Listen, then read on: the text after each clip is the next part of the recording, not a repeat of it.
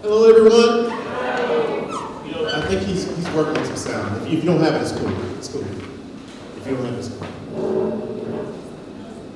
But it is a testament.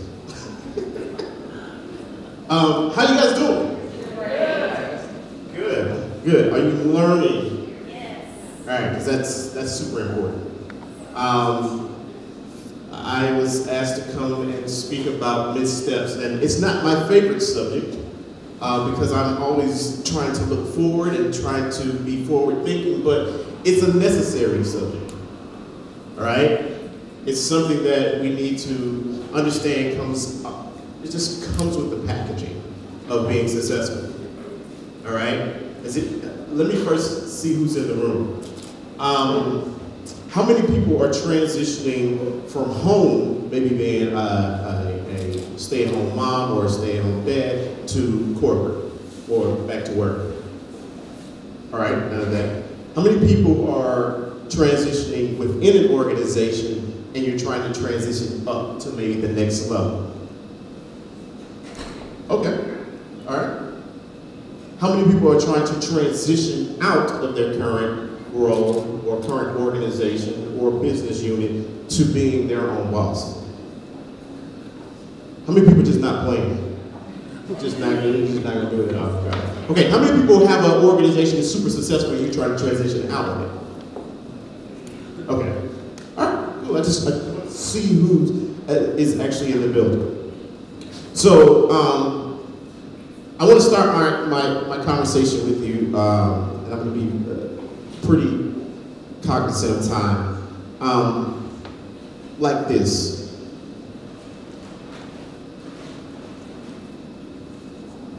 Why? Why me?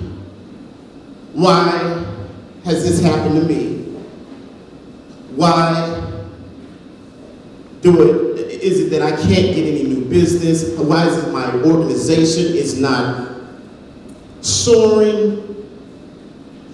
I've done everything I was supposed to do. I went to school, I went to the trade school, I did everything I was supposed to do. Why is it that my business is not flourishing? Why is it that I can't get any money?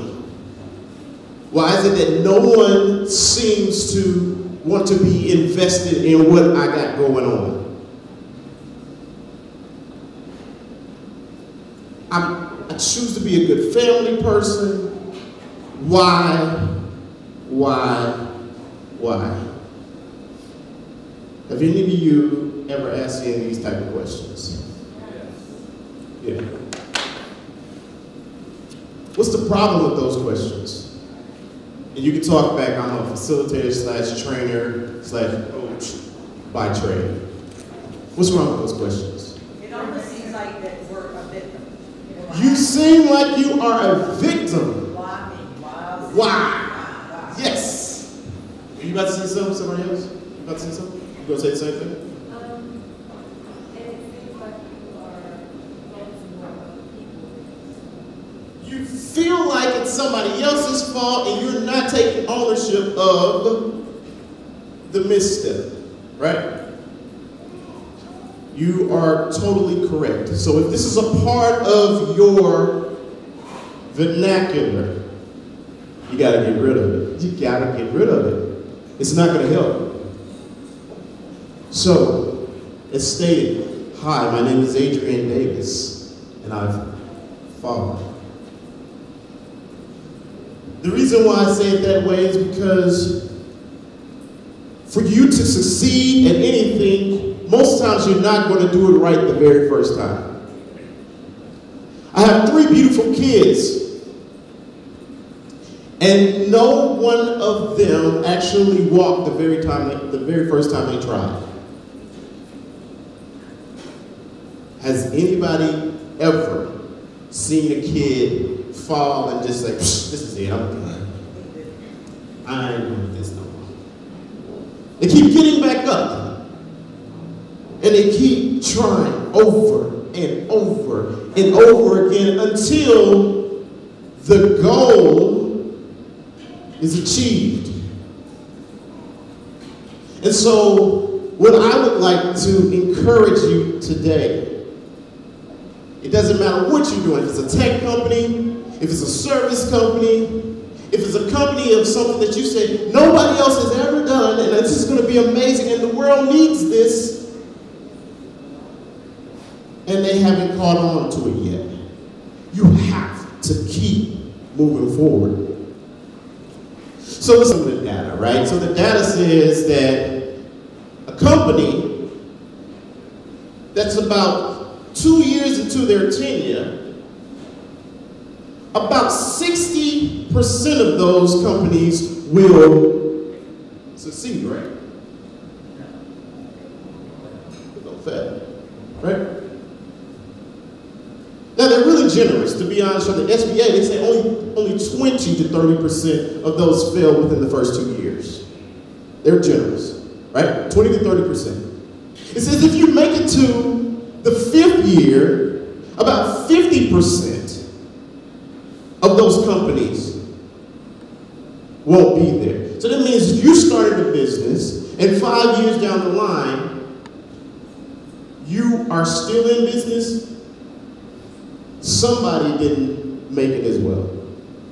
And if you're one of the lucky, blessed ones, 10 years from now, only 32% of you guys are still in business. That's what the stats say, right? The question is, even if the stats are correct, which side of the stat will you be on? Right? Because you're going to have to make that decision. So let's talk about some common missteps. Now I only put about 5 up here, but let's talk about these. Because this is where I really want there to be some transformation of thought process, depending on where you are right now. One of the first common missteps is being a lone wolf. Being a lone wolf. See, the cool part about being a lone wolf is that if everything goes great, you get all the credit. But here's the devastating thing. If everything goes to, you get all that credit too. And you are the epic fail, right? And that's what scares a lot of people, isn't it? That's what scares you. You don't want to fail. That's the truth of the matter. It's not that you don't think that your product will work or your service will work. You just don't want to fail. And so you subscribe to, if I can just stay in the lab, if I can really work on my craft, and I'm behind closed doors, hopefully something amazing will happen. Isn't that kind of the mindset? Somebody told you, hey, don't share your idea with someone. Y'all heard that, right? Yeah, you gotta keep it real close to your chest. I don't disagree with that, except I put an asterisk beside that and say, you need to make sure that you get enough help to get your idea launched. So you're gonna be selective of the people that you gotta be a part of. Common misstep 2, right? Being a worker versus being a visionary. Now, I do a lot of training for corporate America. I do a lot of training for nonprofits and universities, organizations, things like that. And the one thing that I love doing is something called a personal assessment. And I get to see how individuals operate and how they think. And I have all these assessments. And here's the thing, is that if you do not choose to move out of the space of being a worker versus a visionary, you can't succeed long term. You just can't. Anybody ever read the book, E-Myth Revisited? Somebody got hyped. And was like, yes! E-Myth Revisited. Michael Gerber, right? He breaks down the type of people that are in organizations, and if you're going to be a entrepreneur, this is the type of person that you have to be. All right? Understand, when I talk about being a worker, that means you know your craft. So if you are baking cornbread, you are the cornbread person. Everybody likes you for your cornbread. They talk about you in the first 40 miles from the center point of wherever you are. You got the best cornbread in the city. The problem with that is if you choose to turn it into an organization and ever want to scale that, you have to look beyond just being able to cook cornbread. Because the truth of the matter is, if you are ever going to scale, you have to understand it has to be bigger than your capacity. Because there's only so many ovens, there's only so many pans that you have, there's only so much time that you have.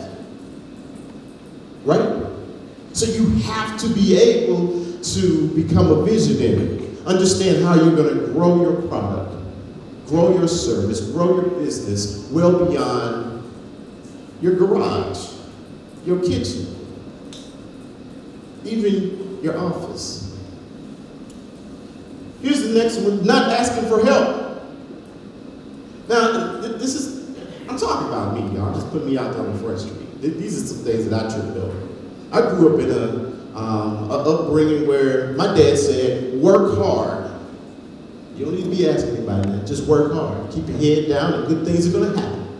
Anybody else tell y'all anything like that? Mm-hmm. Just work hard. Good things are going to happen. My dad was awesome. And I love him. But there was some addition to what he was telling me. I needed to ask for some help. I need to get some mentors. I need to get some coaches. I need to have a sponsor. Because these people have been there, they've done that. And so for me, it was a scary thing. I remember the first time I asked for help was back in 2012. Now I'm not going to tell you how old I am. I was 25 again. Right? But that's my whole life at that point. I'm thinking, what is going on? But I'm going to try this one scary thing, and I'm going to ask for help. At the point in time, the guy had just retired from being the CEO of Bridgestone Americas, and he was working in the state, and he was about to leave. He was about to leave that organization. And something deep inside me said, you better ask him for a conversation before he leaves, because you may never see him again. And so I was all scared and afraid, and I was like, all right, I'll do this the easy way. I'll send an email. And that's what I did. I sent an email within the organizational email structure. And what happened at that point in time, he responded. I was like, oh, snap, what am I supposed to do? Because I'm thinking, this guy doesn't want to talk to me. I don't have enough knowledge to even ask him questions. Long story short, years later, my CEO friend is living in Spain with his family, comes to the United States every so often, but we talk all the time. He gets me through major decisions because he's been there and done that.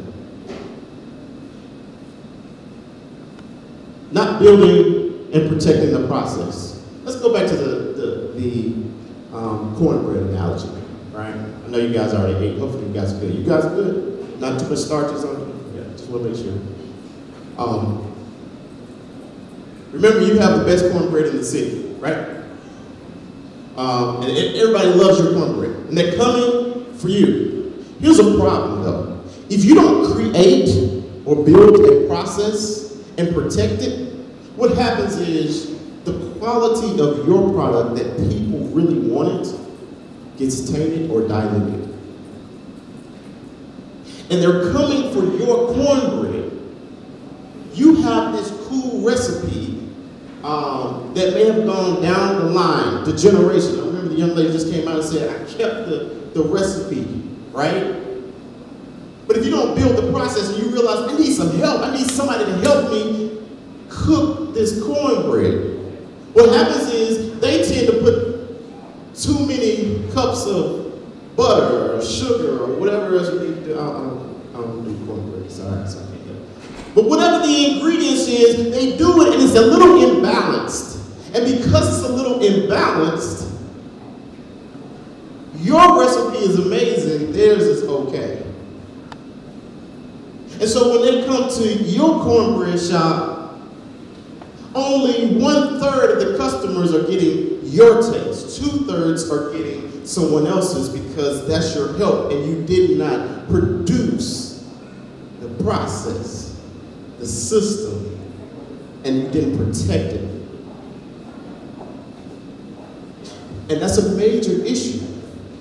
Because if you don't do that, then what happens is the people who are eating from the 2/3 say, the cornbread is all right. And somebody's like, it's the best cornbread I've ever had. What's wrong with you? Nah. So you have to build and protect your process. And the last piece, just right here on this common missteps, is fear of success. Now, most people would probably want to stand up and say, I'm going to give you some pushback on that. But it's true. A lot of people are afraid of success. Is there anybody who wants to be like super brave right now, but just raise your hand and say, I'm afraid of success? I like your truthfulness, man. You're going to go far. You're going to go far. See, the truth of the matter is sometimes we're not afraid of anything else but just fear in general. But then it has levels. Because especially if you're doing well. Let me show you how fear of success kind of hides itself. See, I was used to closing 4-figure deals. Right now, y'all hear people saying, I got 6-figure, I got 7-figure. I was used to closing 4-figure deals. And I was excited about my 4-figure deals. And then I was like, all right, I'm on vision. I'm going to do all these things. And I'm going to bring it into pass. I got this law of attraction working for me, right? I said, I'm ready to jump over to the 5-figure deal. And so the 5-figure deal came, and I was like, that's right. That's what's going on. I'm ready. So now I got some 4- and 5-figure deals working. I'm good. And then out of the blue, a 6-figure deal came and hit me upside the head. I was like, oh, whoa. What am I supposed to do with that? Now, this is crazy. People look at me and be like, oh my gosh, you should be excited about that. It's about a whole lot of money. My mindset said, I have to work at the level of a 6-figure deal, and I hope that they are impressed. And I'm not ready. I don't think I'm ready. And see what happens at that level when you have fear of success, you move to a place where you find a way to negate it. You find a way to negate it. Because see, we operate off something that I like to call a thermostat. Just like in this room, it's set to a temperature. And we're all set to a mental place of money. Place of wealth. And until we're ready to hit the button to go up, we'll just keep making what we're making. We'll keep doing what we're doing until we're ready to hit and take it up. And that's what happened. I found some kind of way to give some reason for why we couldn't service this person, and I let the deal go by. See, with the thermostat, until you're ready to move forward, the thermostat is simply your expectations. Your expectation says, I am ready to receive at this level. You can't tell a person walking down the street if their expectations are on this level or this level until you start seeing them interact. For the most part. You start hearing them talk. You're like, oh, they're on another level. And so most of us, when we have things that are either above or below, because that's the way a thermostat works, it has to adjust, right? And when it adjusts, it gets you back to where you want to be. And so when your expectations are here and things come up here or come down here, what usually happens is you hustle, you grind, because you need to have things work to get you back to this life. But the same thing happens on the other side. If you're right here and things come here, you got to find a way to sabotage it. Just saying. Just talk about me. So here's some myths. All right? Here's some myths. I want you guys to speak it back to me. This is the facilitator coming out, all right? See if you've heard this before. If you want anything done right, you need to do it yourself. Man, you guys know that one. Money doesn't grow on trees. Okay. You guys are 2 for 2. It takes money to man. Like if this was a test, y'all own it. We gotta have a curve. Time is money. All right. A penny saved is a penny earned.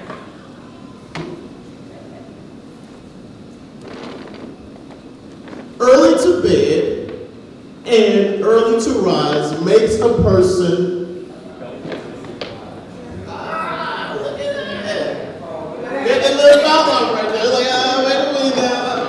And so he says, early to bed and early to rise makes a person healthy, wealthy, and wise. So, I don't want to hurt nobody's feelings, but I'm about to hurt somebody's feelings. All of these are myths that need to be debunked. Every one of them. And I'm just going to give you my thought process on it, all right? You don't have to take it. Just pick from what you want. Here it is. If you want anything done right, you need to not do it yourself. You need to find somebody who knows how to do it really well and have them do it. If that happens to be you, cool. But you can't do everything. Not in this entrepreneur life. And that's at least about 90% of the people who raise their hands in here and said, I'm launching, I'm making the transition. All right. Money actually does grow trees. It's paper. It's processed, but it's paper. And paper comes from trees. Fun. It's not just a fun thing, all right? It takes money to make money. No, it takes an idea. It takes your passion. It takes the ability to be able to influence somebody about your idea. There's so many people who have made so much money and then have, as my dad would say, a pot to pee in or a window to throw it out of. So if you get stuck on I need some money, then you're just going to be stuck. But if you get stuck on your vision, your dream, you'll move. Time is not money. They need to stop lying to us. If I lost $100, can I get $100 back? Yeah, I can get $100 back. If I was doing a business deal and I lost some money, is it possible that I can get it back? Now, somebody show me how you were able to lose some time and you was able to get it back. I'm looking for the experience. Because the person who raises their hand and said, I found a way to get time back, I'm about to invest in you right now because you're about to be a wealthy person. We lose it. It's the only commodity that we have that we cannot just waste. And we can waste it, but you're not getting it back. There's people who've gone into bankruptcy. There's people who they've been sued. I mean, a whole bunch of things, and they've been able to rebuild their life. But it didn't make them younger. So when you say a penny saved is a penny earned, that is not true. It's just a penny saved. You ain't earned nothing. What you actually did is put this money to the side, but you need to turn your money into an army. go out and get some more money. That's what your money should do. Your money should be dictated by you. Not sitting there in a savings account, because if it is, it's losing money after a while. Try to make sure my money is moving all the time. I have a payday every day. Early to bed, early to rise, wealthy, healthy, wise. You go to bed early, you can rise up the same way. If you didn't study, if you didn't learn anything new, you just the same person just rested. Yeah. All right, forget about that. All right, so here's the deal. This is what really turns us where we need to go. Is believe. This is huge for you.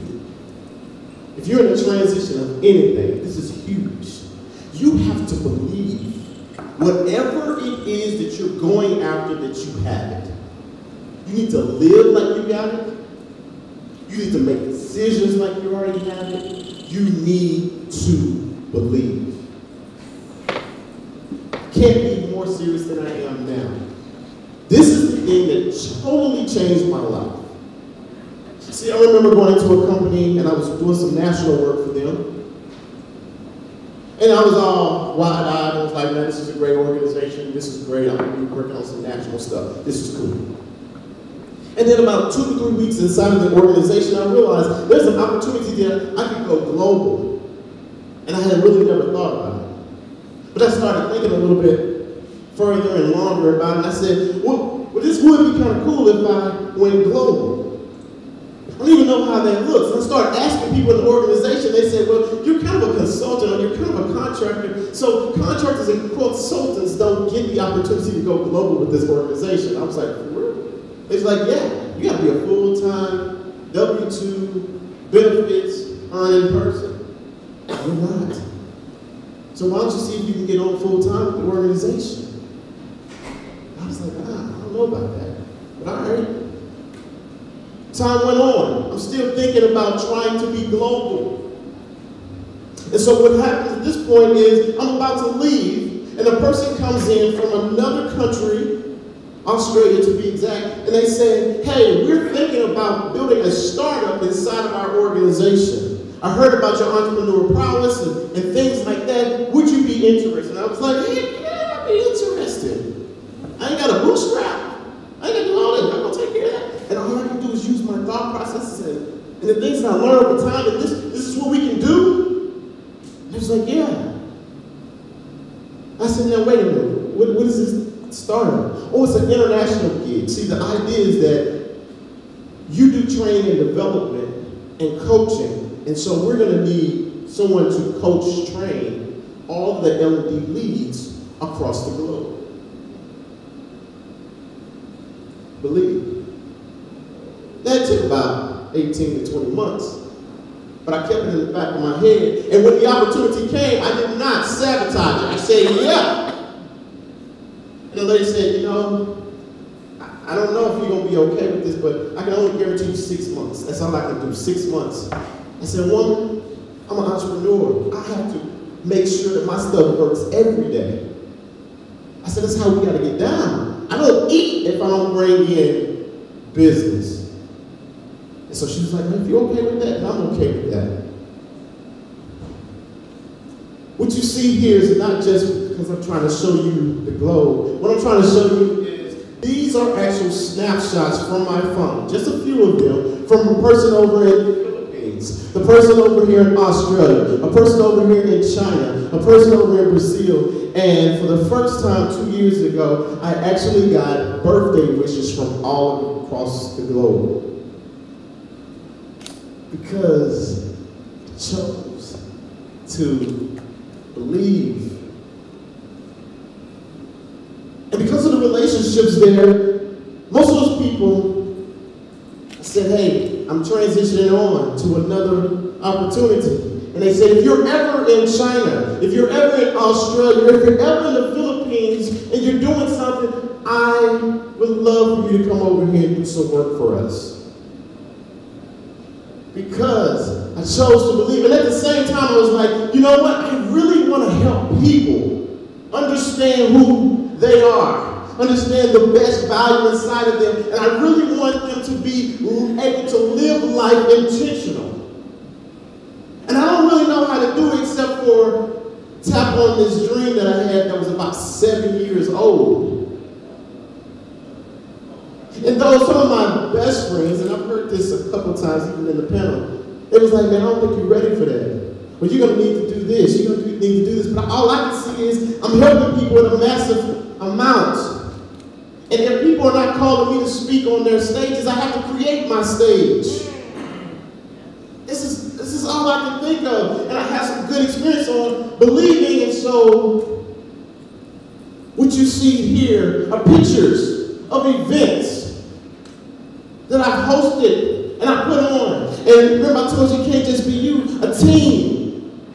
All around conferences and masterminds and things that I've been a part of because I chose to dare to dream. But remember something, you can't start your own gig just for you. You won't be pushed. It has to be so passionate about somebody else that you're solving a need. And what's happened in the back is all my missteps, all of my failures, all the things that I've fallen is for a real reason. Because here are some people, these are just a few things, but a person who was working a dead-end job was able to go back to law school. A person who worked a job that they hated eventually switched to a more fulfilling job. A person who was self-proclaimed overweight and unhealthy has ended up losing over 51 pounds. And I talked to her the other day, she said, I'm still not finished. I talked to a guy who was stalled out in his business, ready to let it go. He's going to be one of those people who didn't make it to 10 years. And now he increased business, traffic to his business and processes. Because the truth of the matter is, guys, I chose to get back up when I failed. I chose to have hard conversations. I chose to change my mindset. I chose to do a few things that some people say, man, I can't believe you're still getting back up after you're doing. But it wasn't for me, it was for these people. It's for the other people. It's for someone who really wants to go after their dream and get it. So what am I saying to you? I'm saying to you, if your dream, if your passion is so dear to you, forget the failure, forget the misstep. It's a part of the process. You get back up and you go at it again, again, and again. Look at that. That guy's crazy. I'm telling you, this energy that I have is so innate because I want to give you everything that you have. But I'm going to tell you right now, you guys are awesome because I've heard somebody else say it already. You're investing in yourself. It's a part of the process that you fall, but understand, it means nothing if you don't get back up. Thank you so much. That's my time.